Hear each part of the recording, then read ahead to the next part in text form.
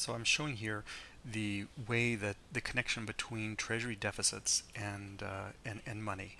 I'm imagining we're beginning with the Treasury making a payment to a Social Security recipient by writing a check, which is deposited in the banking system.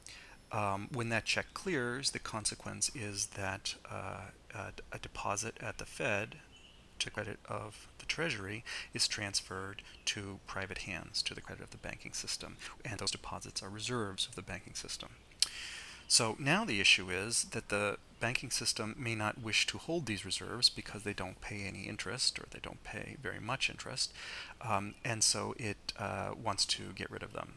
If the Fed is pegging the Fed funds rate, this attempt to get rid of reserves will put downward pressure on the Fed funds rate, and the Fed will wind up buying these, taking these reserves back in by selling a Treasury bill.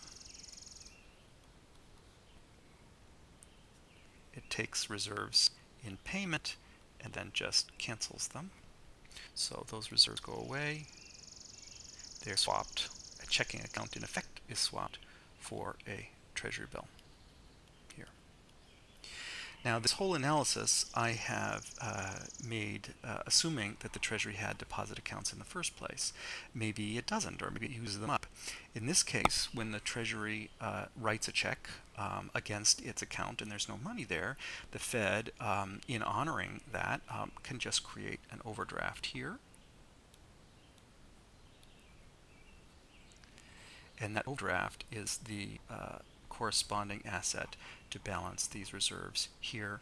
Otherwise, the analysis is just the same.